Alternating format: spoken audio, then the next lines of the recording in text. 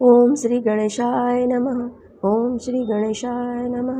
ओम श्री गणेशाय नमः।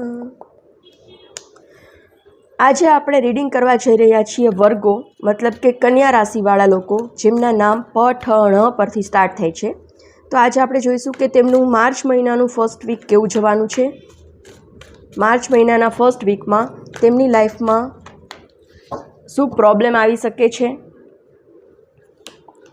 એનું કારણ શું હોઈ શકે છે પ્રોબ્લેમ આવવાનું, અને શું એક્શન લેશે તો એ આ પ્રોબ્લેમમાંથી ઇઝીલી બહાર નીકળી જશે.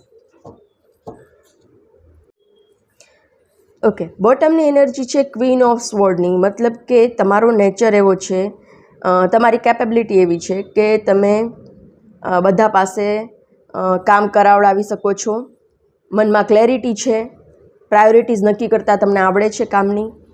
નેક્સ્ટ વીકમાં માર્ચ મહિનામાં શું પ્રોબ્લેમ તમારી લાઈફમાં આવી શકે એમ છે તો ધ ડેવિલનું કાર્ડ છે, એટલે કે તમને કોઈ એડિક્શન લાગી શકે છે, કોઈ ખોટા નિર્ણય લઈ શકો છો, કોઈ કામમાં ફસાઈ શકો છો, એ ટાઈપનું કાર્ડ છે. બંધન બતાવે છે, પણ એનું કારણ શું છે, બંધન આવવાનું કારણ શું છે તો બંધન આવવાનું કારણ એ હશે કે તમે બહુ કેરફ્રી થઈને તમારું કામ કરો છો, ઓવર કોન્ફિડન્સમાં આવવાનું નથી.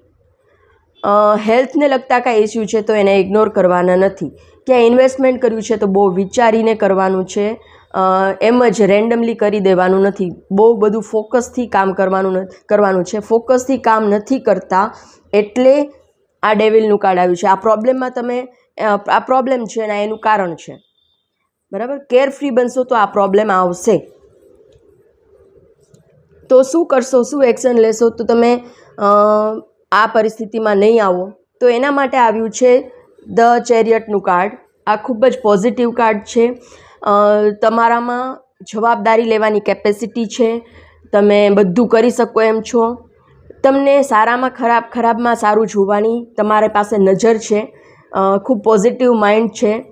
તો તમારે કેરફ્રી રહેવાનું નથી, ક્લેરિટીથી વિચારશો મારા માટે શું સારું છે, શું ખરાબ છે, મારે શું કરવું જોઈએ, શું ન કરવું જોઈએ. કોઈ પેપર પર જોયા વગર સાઇન નથી કરવાની, કોઈ જગ્યાએ વિચાર્યા વગરનું ઇન્વેસ્ટમેન્ટ નથી કરવાનું. ખૂબ જ ફોકસથી કામ કરશો તો તમને આ બંધન આવશે જ નહીં. Thank you so much.